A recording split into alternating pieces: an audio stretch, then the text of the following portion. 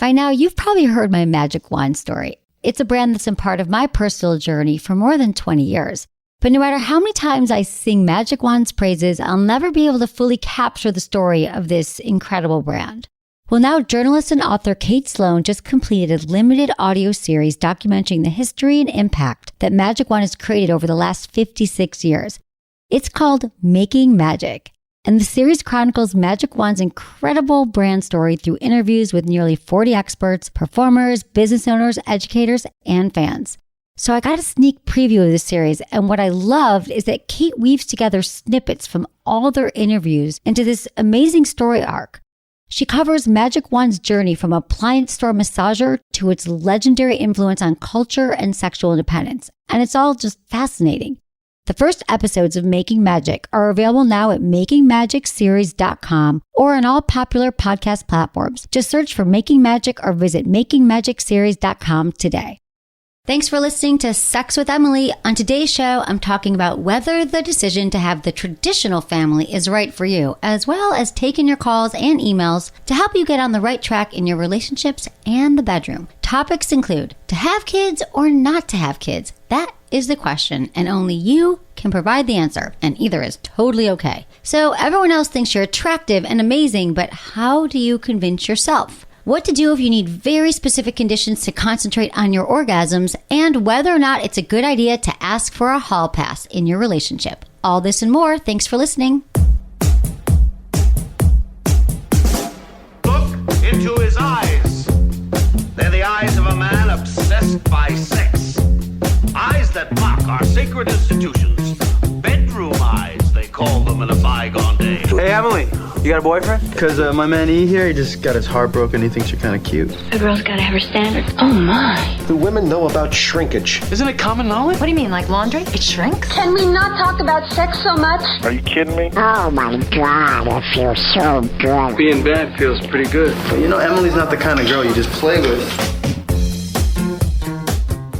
You're listening to Sex with Emily. We're talking about sex, relationships, and everything in between. For more information, check out sexwithemily.com. We love when you comment and subscribe on iTunes. The comments and reviews really help us, and we appreciate it so much. And you can also find us wherever you listen to podcasts. Plus, you can find me on SiriusXM Radio, Stars Channel 109. I'm there weekdays, Monday through Friday from 5 to 7 Pacific, 8 to 10 East. If you want a free 30-day trial, visit sexwithemily.com/SXM, or you can still call into the show for advice, whether you have it or not, 888-947-8277. As always, follow us on social media, Instagram, Twitter, Facebook. We're going to be doing some giveaways, so I know you don't want to miss those. So check us out at Sex with Emily, and I hope you enjoy the show. Hello, everyone. Happy Tuesday, even though it feels like Thursday or Friday. That's what happens when you work all weekend. Intensive work. We talked a lot about on yesterday's show. I was at a very important sex toy trade show for 2 days, which actually is as fun as it sounds, but it is still work. Yesterday's show, which you can find all of them on demand on the SiriusXM app, which is cool. We had some guests on the show. We had a lot of guests on the show, Jane. It was the most guests we've ever had in the room. I know. It was fun, though. Like, everyone was, like, so excited, and they were coming around, and there was, like, I've never seen the room at maximum occupancy before. It was maximum occupancy, and we had our friends from We Vibe on, which are toys that we love, and then Shay and Dan, and they're a couple who essentially run and own Magic Wand, which has been a toy, a vibrating massager that's been around for 50 years. And we had them on, and they were talking about, the Magic Wand and the legend of the wand. And I've known them forever. I mean, I've known them since I started. I probably met them probably 14 years ago, and they were one of my first sponsors. And so afterwards, we went to dinner. Went to dinner with myself and Ken, my COO, who's also here, who might want to talk. Hello. I know he wants to talk. Shut up. But the fact that he wants to talk, I almost don't want him to talk. No, it's why I don't say anything. I know. I'm like, you all speak when I tell you. So we had dinner with Shay and Dan after. We went to Republique, which is one of my favorite restaurants in Los Angeles. And the second we sat down, I was a few minutes late because I had to finish up the show stuff, but we got there and I was like, so what's your deal? Like, how'd you, because I had never sat down with them one-on-one and had dinner, or two-on-one had dinner and really got to learn about them. And they've been married, and they're so happy. And I thought they were at least 15 years younger than they are. They're both in their mid to late 50s. They've been together 31 years. owning a business together, all these things. And they were so happy. And he was saying to me, they live in two places. They're in Napa. They're also in Southern California. And he was describing to me like this perfect day they had. And he was saying, yeah, we took a bike ride, and then we had a great meal, had some wine, and then we went back and had incredible sex. And I was like, back up. First of all, I wish we talked about your sex life on the show, because any couple who's been together 31 years and he leads with the amazing sex, I was like, what? But then I was like, well, wait, do you guys have kids? And he's like, oh, no, we chose not to have kids. And it got me thinking about relationships, people who decide to have kids and don't have kids. And I've decided not to have kids. I never had that urge to have children, like from a young age. And I was open. I thought, well, if that urge hits me, that biological clock, which I don't really think is a real thing, but if it starts ticking, if it does, I'll have kids. But that just was never my thing. And I was never felt the pressure from family. A lot of people do feel societal pressure, or they just feel it that they want to. And I thought, what's interesting, and I know a lot of couples who don't have kids, and they're not walking around regretting it. I also don't know people who have kids who are walking around regretting that either. So I think there's a really interesting discussion, around like having kids, the decision to have kids, because now people are deciding not to have kids more and more, but also having kids and how that impacts your relationship. But I also thought being a woman and deciding not to have kids has been kind of an interesting thing, because I feel like people make these assumptions that if I don't have kids, I'm going to have them soon.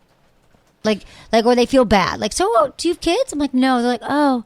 So then I feel like I have to explain it. I used to say, oh, but don't worry, I love kids. Like I'm a bad, like who doesn't love kids? Like I have to sort of explain myself. And now it's just like, no, I've chosen, that was not anything that ever spoke to me, having kids. So, but I do feel like there is a stigma that still exists around people deciding not to have children. Because some people feel like it's like your duty on the planet. Like that is why we should procreate. That's why we're here. Yeah, my mom even told me once, because she's cool with it now. I've had to tell her many times. I'm like, I'm not giving you 100%, but I'm giving you 99%. I'm not going to have children. And she's like, I don't know. Don't you think that's kind of selfish? I'm like, selfish to who? Yeah, I don't understand. I mean, this is what I don't understand about that argument. I mean, like, I think it's more selfish to have kids, because then it's just like more resources that we're taking up and all these things. And then there's so many kids that need to get adopted and things like that. And I'm not saying, like, I think it's great if you decide to have them, like, go for it. Of course. Like, because we still do need people, I guess, on the planet. Of course. We still need to, I get it.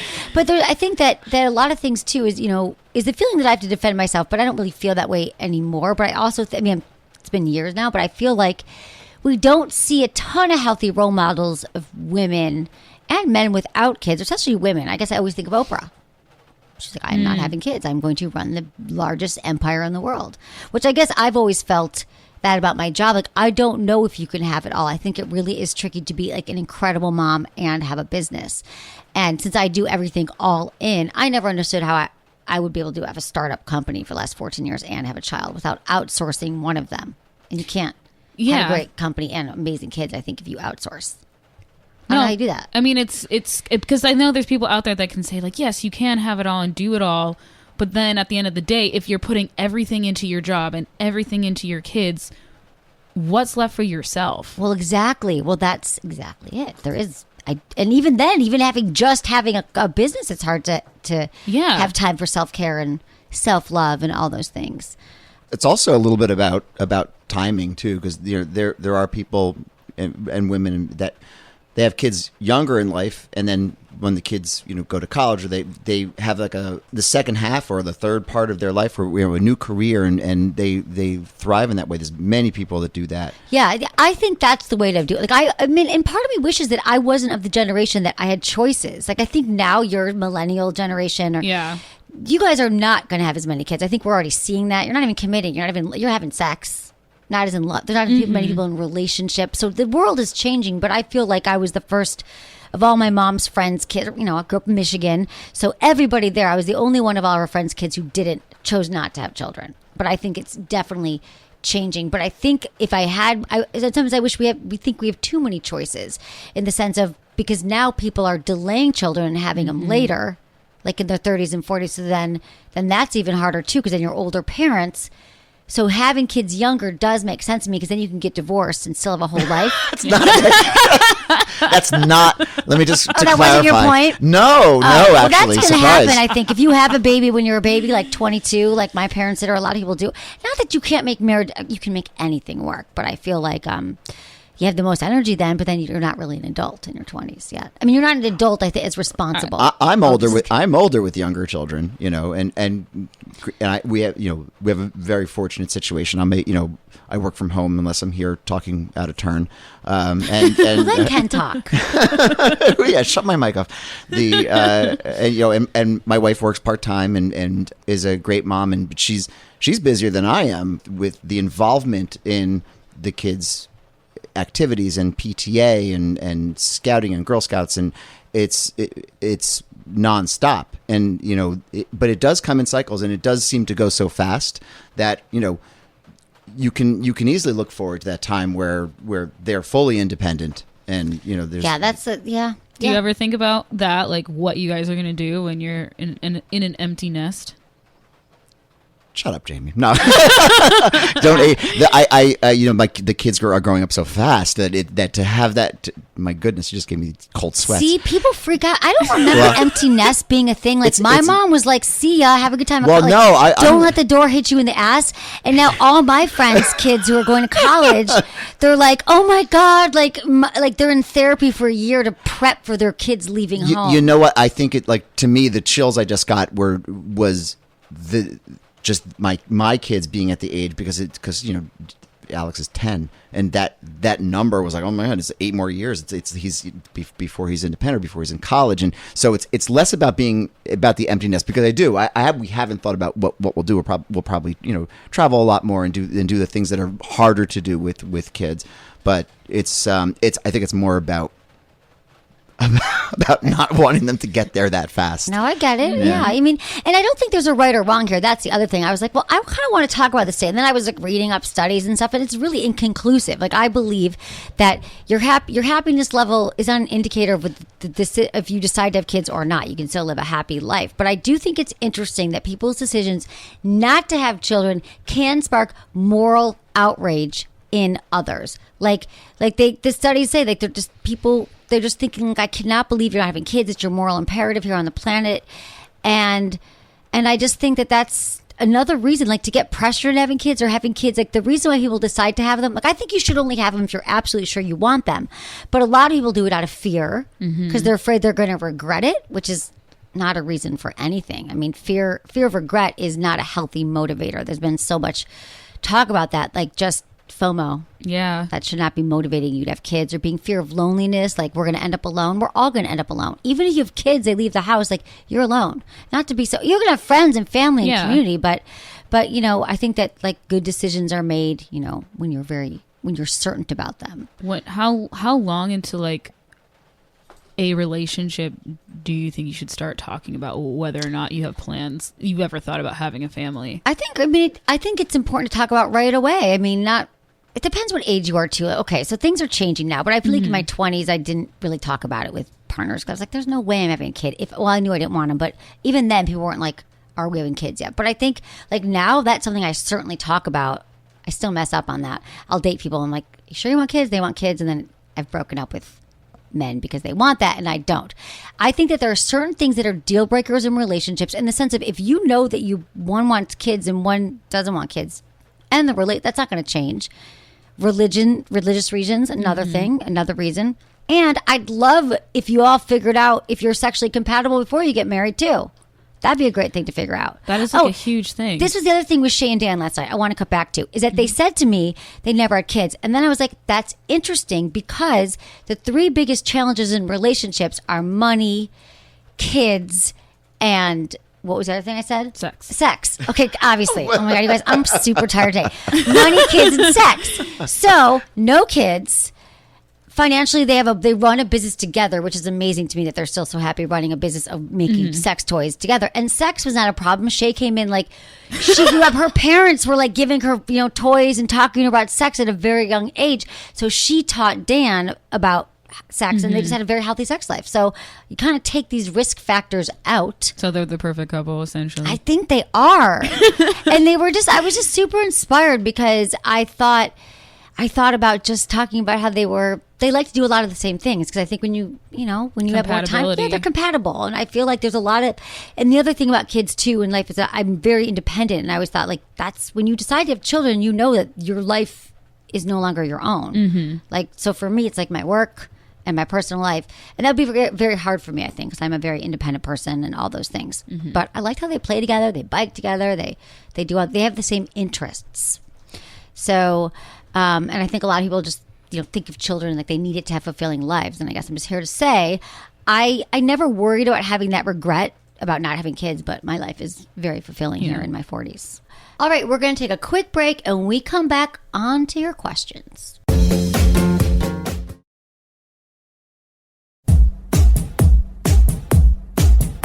Okay, let's talk to John, who's 50 in Utah, and he wants to know how he can be more accepting of his body. All right. Hey, John. How can I help you? It's a good question. Hi, Emily. Hey, John. I am just a huge fan and think that what you do is just an enormous community service, and I think you're a sexual Jedi. Oh, wow. Thanks, John. That feels great. You're welcome. Doing my part here. I appreciate it. That feels good. How can I help you? So I need to, once and for all, I'm 50 years old. I'm gay. I date regularly. I hook up occasionally. And I need to, once and for all, take some concrete steps to get better with the body that I have.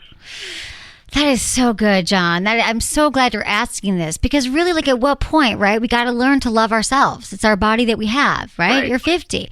So tell me, what are some of your concerns? Is it more like when you're having sex, you feel, how does this manifest in your life right now that it's a problem? And then we can solve it. Okay, so I would say two ways. One is if I'm looking through people's Instagram, I think it seems like everybody's beautiful and everybody's comfortable, being naked or just even walking with their shirt off or wearing short shorts or, and I feel like it kind of messes with my head. So that's one way. And then the other way is when I'm in a sexual situation, just not only not having confidence, but really sort of actively disliking my body, the whole time, even when other people, and I really don't get much negative feedback from anyone. I actually get a lot of positive feedback, but so it's, I don't know. It's unreal. So you have unrealistic, expectations for how your body should be. So the first thing I'm going to tell you, John, is you have to unfollow every single account on Instagram that makes you feel that way. I mean, that is just the law right now. I'm telling you, there's been all these stories about like millennials and there's more depression and it's like delete, don't follow, limit your screen time. Anyone that makes you feel bad right now, delete it. Like you don't need to see that. Right? That's not helpful because I know it's addiction. Yeah. So do that. The other thing about self-love and loving your body, I mean, I feel like a lot of that is just, it's sort of, you've been wired this way. So you're probably been doing this your whole life and not loving your body. So just go patient on this because it's not like I'm going to tell you anything right now that's a quick fix. But the fact that you're just conscious about it and calling me is amazing. And so really in those moments, you have to remember some things that when you're with somebody, they've chosen you because they're attracted to you. They want to be having sex with you. They are naked and they are with you because there is chemistry, there's attraction. And so I think getting yourself to remember like that no one's at all as harsh as we are about our own bodies. Like just nobody. Like nobody's looking and saying, oh, why do they have this or that? Like we're all focused in the moment when we're having sex. And most people, if they are thinking anything, typically what I've heard, and I've been doing this for 14 years, I've answered thousands of questions, is they're worried about something about themselves that they're not going to perform. So all the things that you're worrying about isn't true. And so I think the other thing that's important is to look in the mirror and do some mirror exercises and look in your body and look at all the things that you actually love about yourself. Like finally take that look in your room, like look at the mirror and talk about it. And then write those stuff on Post-its around your house. Put that in your room, how you love yourself, how you love your body. And the more you actually look at it, and you're like, my body is friggin' amazing, and you love it, even if it feels awkward at first, I'm telling you, this works. It'll turn it around. It's self-love, replacing the negative with the positive. Because one of the things that I have what I experienced, this really hit me last week. I went on a date with someone, and we ended up going back to my place, and we ended up having sex, and he kept telling me how great he thought I looked. And every time he said it, it took me right out of being in the moment, because I kept sort of arguing back in my head about why he wasn't right. Why he wasn't right why he's not right. He's like, but didn't he see my dimple on my thigh? Right. So this is so interesting. Exactly. So I was like taken right out of the moment with a really great guy who's saying, you're really hot. Who's saying all the things you want. Yeah. I'm yelling back in my head like, no, I'm not. Right. So John, what's exactly what's wrong with you that you think that? Yeah, it's like they say, we don't want to be a part of any club that will have us as a member. That whole saying, right? So I understand that. So John, I'm also curious if this happens in other places in your life. Like where you feel like if, I don't know, like at work, or if you doubt people aren't really, negative. It actually does. I'm very confident. I have my own business. Okay. So in other arenas, I know what I like about myself. It's just not my body. Okay. So then if like in your confidence comes from because you've done work and then you've gotten accolades and you've gotten raises, or you have your own business and it's been successful. So sexually, then we got to go back to this. Was there ever anything sexually? Maybe it could have been 20 years ago. It could have been in the high school gym. Did something happen where someone shamed you for your body? So I was in a committed monogamous relationship with a wonderful man who turned out, I would say, to be primarily asexual. Okay. And we were in a committed monogamous relationship for 10 years. All right. And so 8 of those years, 8 years of no sex, none. Oh, and no honey. cheating. Yeah. Okay. No. So, and how long ago did you end that relationship? 4 years. Okay, so 10 years living with someone. So I think this is so good. We just got to this. It has nothing to do with actually reality. So, because I thought you were going to say, yeah, there was this guy who told me that he didn't like whatever. But it's actually because what you do when you're in an asexual relationship is, like everyone does, we think it's about us. So that whole time you're thinking, how could I be more attractive for my partner? How could I perform better? Should I lose weight? And you kept trying to please him. And then you come to find out he's actually just not even into sex. So then you've wired your brain in this way to think like you're not desirable, you're not lovable, and you're not worthy enough for someone to want to have sex with. So it's all that negative conditioning, and 10 years is like, that's a long time. So now we just have to undo it. Now that we realize that, you have to realize that you're with someone and they're telling you these things. Like, I don't think that people say things like that unless they mean it. You know what I mean? Like, he wouldn't keep saying it. He already has you in bed, Right, yeah. So just remembering these things, maybe write this down after we talk. Sometimes I forget. I always write things down after I hear something that inspires, therapy or whatever. But remember that it's not your current situation. People, you're very desirable, and that was your partner, not you. And that's a long time not to have sex. So now you get to rebuild and start new. This is the John 2019 who is desirable and sexy and wants sex, and people want to have sex with you. So, Do you have any thoughts about taking? I feel like, I'm 50. Should I take some kind of a bold action? Should I do something that I wouldn't normally ever do? I don't know what you've done, sexually? Or just... Oh, no, I just mean would I go to a pool?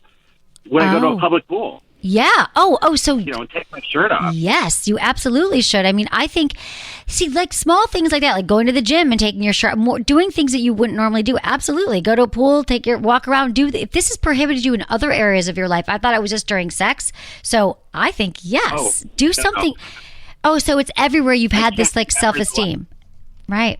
I can't remember the last time I've had my shirt off once I'm out of the shower. Oh yeah, absolutely. I think that when you get out of the shower, you have to dance around your partner, your house naked. I think you should start to be more naked, masturbate, looking in the mirror. Do you know how hot that is when you actually do something like that?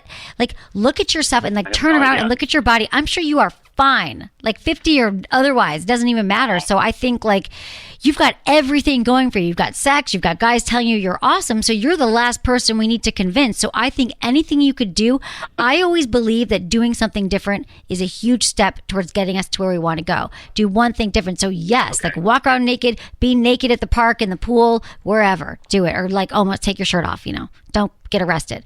But yeah, I won't be get arrested. bold and replace those negative thoughts. Thank you, John, for calling. Let me know how it goes. This is your year. I know it. Thank you, I will. Thank you. He's such a Self-esteem, sweetheart. He sounds like. Body image and negative self-talk is a process. And when you could replace that negative with affirmations, maybe there's like 5 statements. Maybe you think like, oh, I feel, fat or something. And then you literally could have 5 things like, I am beautiful. My body is strong. I love my legs. And you could have them in the notes section on your phone and like look at them when that negative thought comes in, and you can replace it. We can rewire our brains with right thinking. This reminds me of like so many people that call and email in saying that like, I always tell my partner that they're so beautiful and or that they're so handsome or that I'm so attracted to them, and you're just like, no. Yeah. Or it doesn't like help them out. They're like, well, I don't know. I compliment them all the time. I don't know why and it's kind of like. It's an inside job. Mm-hmm. Yeah. You guys, your emotional health is an inside job. No one else is going to make you feel beautiful or smart or successful. And we have to do all of that. It's true. But it's fun work, you guys. So we really have to work on ourselves and figure out, meditation is a great way, even like 10 minutes a day, 5 minutes a day, training your brain so you're in control of your brain and your brain isn't ruling you. It becomes easier to replace those negative thoughts. Okay, let's talk to Marie, who's 63 in Missouri, because she says that she doesn't like to talk while having an orgasm. Okay. Hey, Marie. Hello. Hello. Thanks for calling. Yeah, I just listened to your call from the gentleman about his girlfriend or wife, and I was thinking of calling you about the same thing at some point in my life. Good. I'm so tonight's the night. I don't like to have any conversation when I'm getting close to having an orgasm. It distracts me. It pulls me away. Right. I don't talk. Okay. Well, but here's I'm glad you brought this up. No, Marie, I get this. But the thing because we talked about it in the break, we're like, well, maybe she could learn.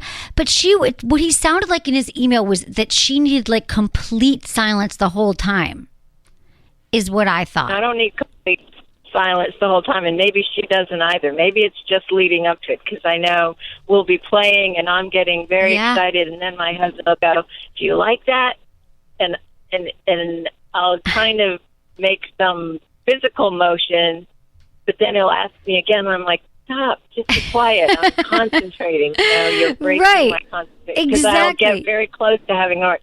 So no, that's a good modification here, because we were talking about it. Maybe I was too harsh. I was like, because it made the way it was written was like no talking, no whatever. But I get once you're getting there, you're concentrating. I feel like a little freak a little bit. But. Oh no, Marie, I'm so glad, because we were actually debating that here. That I think you're right. Like I think that when I'm about to orgasm, I don't want anyone to do fucking anything.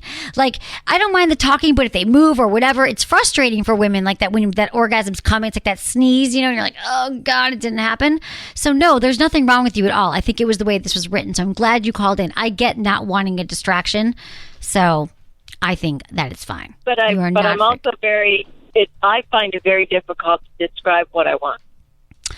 Oh, okay. Because it takes me out of doing it too. Because if I'm playing with myself and with a vibrator or whatever, or it's oral with a vibrator, whatever the combination is, and I'm getting close, I can't describe do this or do that. Right. Well, because your husband already knows, though, right? Or if there is something you want, you could talk about it when you're not having sex. Okay. So that's fair. That's the best thing. I didn't know if there was a way for me to start feeling comfortable talking. Oh, no. There's nothing wrong with you. Believe me. No, I was saying it felt like what we got from that was she wanted complete silence. And he's like, sometimes I just want to talk dirty or give a fantasy.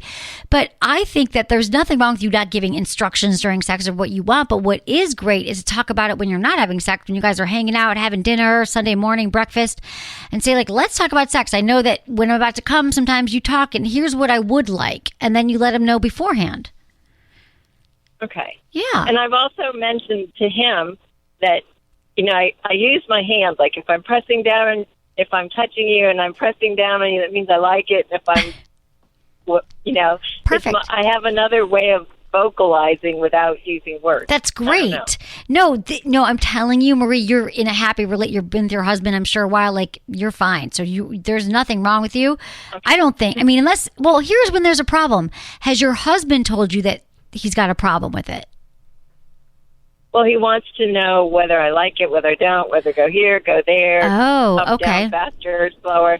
And I try to say that with my hands as opposed to saying it, because as I get close, I'm focusing so much on what I feel. Well, you guys could have like some signals, like you could figure out like baseball, like you're, whatever. Well, that's what I thought we were getting to that point. But my point was I was going to call you to see if you had any suggestions. But then when this call came through, I was like, wow, that's like me. Yeah. I think you guys have to figure out some like nonverbal ways to communicate, and you're good. Okay. Yeah, I think that's it. You're so welcome. I'm glad you called.